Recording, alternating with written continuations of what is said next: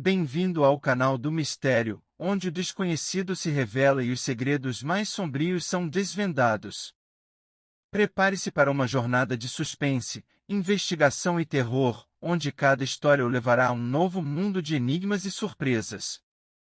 Feche as cortinas, apague as luzes e venha descobrir o que se esconde nas sombras.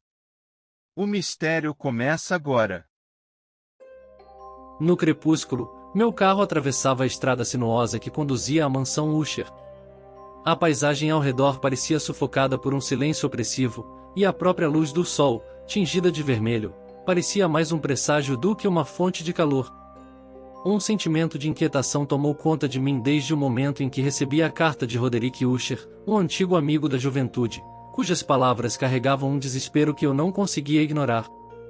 A necessidade urgente de minha presença, a súplica desesperada. Não havia como recusar. Ao me aproximar da mansão, percebi o peso de sua deterioração. As paredes estavam cobertas por musgo negro, e rachaduras serpenteavam como veias mortas, testemunhas silenciosas do abandono e da decadência que se espalhavam pela propriedade. A casa, que uma vez poderia ter sido majestosa, agora parecia prestes a ser engolida pela terra, uma criatura à beira do colapso, mantida de pé por uma força invisível, mas doente. Roderick estava à minha espera na entrada, sua figura esquelética mal iluminada pelas poucas lâmpadas de LED que piscavam ao redor da mansão. Sua aparência me chocou. O homem que eu conhecera era agora uma sombra, seus olhos cavernosos cercados por profundas olheiras, a pele translúcida como papel. Ele me recebeu com um sorriso quebradiço, uma tentativa falha de esconder o desespero que emanava dele como um miasma. "Você veio", disse ele, sua voz um sussurro de alívio, mas também de cansaço. Sabia que não me deixaria aqui, sozinho. Seguimos para dentro da casa, e o ar interior era ainda mais denso, carregado de uma umidade fria e um cheiro de mofo que parecia ter se infiltrado em cada centímetro dos antigos móveis de couro e das cortinas de veludo apodrecido. Roderick caminhava lentamente, como se estivesse arrastando não apenas o corpo, mas também o peso insuportável de sua própria mente. Ele falou pouco, mas foi claro ao explicar que sua saúde estava em declínio, não apenas física, mas mentalmente. O que ele descrevia era algo além da depressão, em uma sensibilidade extrema a todos os estímulos, a ponto de os sons mais leves ou as luzes mais fracas serem para ele uma tortura. A causa de sua angústia, entretanto, era ainda mais perturbadora. Ele mencionou sua irmã gêmea, Madeline, que também estava doente. Mais do que doente, ela estava à beira da morte. Sua presença na casa era como um espectro, movendo-se silenciosamente pelos corredores como uma alma perdida. Seus passos quase não faziam som, e seus olhares, quando cruzavam com os meus, eram vazios, sem foco, como se ela estivesse entre dois mundos, presa em algum limiar entre a vida e o esquecimento. Nos dias seguintes, tentei distraí-lo com conversas, música e arte, mas era inútil. Roderick parecia afundar cada vez mais em um estado de paranoia, convencido de que a casa, a própria mansão Usher, estava viva e conspirando contra ele. Ele falava de sons estranhos que ouvia à noite, murmúrios nas paredes, e da sensação de estar constantemente sendo vigiado. Madeline, por sua vez, piorava a cada dia. Certa noite, Roderick me informou que ela havia finalmente falecido. O impacto de sua morte parecia ter quebrado algo dentro dele. No entanto, a maneira como ele lidou com o corpo de sua irmã me perturbou profundamente. Em vez de providenciar um sepultamento adequado, Roderick decidiu que o corpo de Madeline seria guardado em uma cripta improvisada nos subterrâneos da mansão, alegando que não queria que os médicos da cidade fizessem exames desnecessários. Era uma decisão estranha, mas o estado de espírito de Roderick era tão frágil que não ousei contrariá-lo. A cripta onde colocamos Madeline era úmida e apertada, como o ventre de uma fera faminta. O ato de fechar a tampa do caixão ecoou de forma perturbadora nas paredes de pedra, e o olhar que Roderick lançou ao corpo da irmã me deixou com uma sensação inquietante, como se ele estivesse cometendo um erro irreversível. Nos dias que se seguiram, Roderick tornou-se um fantasma de si mesmo. Ele vagava pelos corredores com olhares frenéticos, os ouvidos sempre atentos aos sons que dizia ouvir durante a noite. O clima na casa tornou-se insuportável, como se a própria atmosfera estivesse saturada de medo. Eu também comecei a ouvir coisas.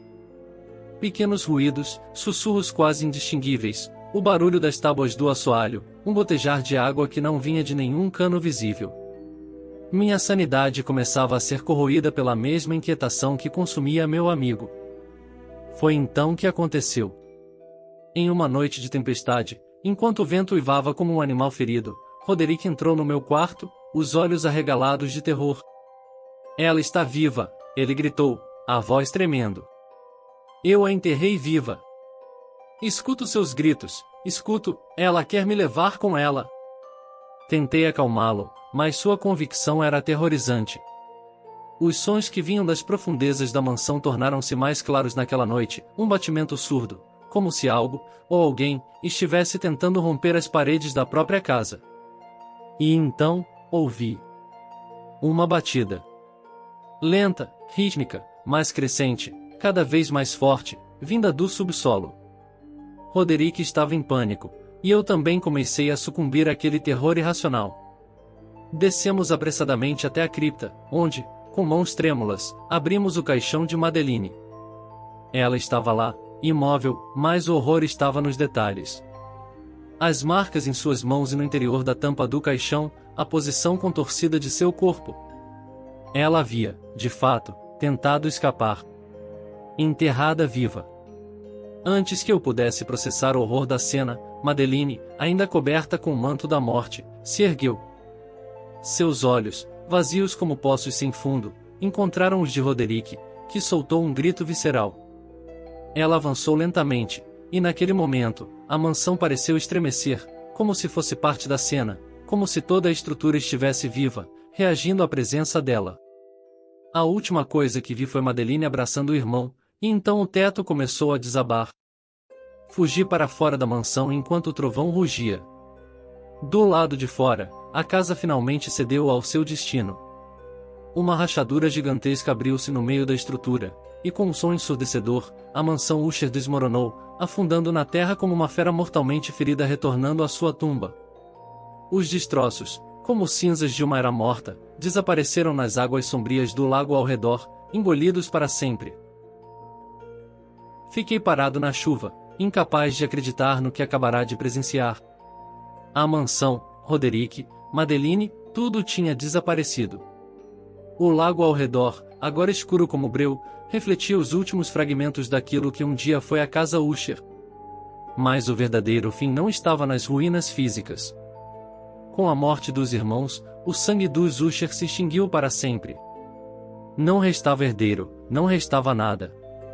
A casa, símbolo da decadência da família, fora finalmente consumida pela terra, e junto a ela, o último vestígio de um legado que havia definhado ao longo dos séculos. A casa Usher estava morta. Não apenas as suas paredes e o teto apodrecido, mas também o sangue amaldiçoado que correu nas veias de seus últimos descendentes. O fim havia chegado, de forma inescapável e definitiva, trazendo consigo o silêncio de uma linhagem que, por fim, retornava ao pó.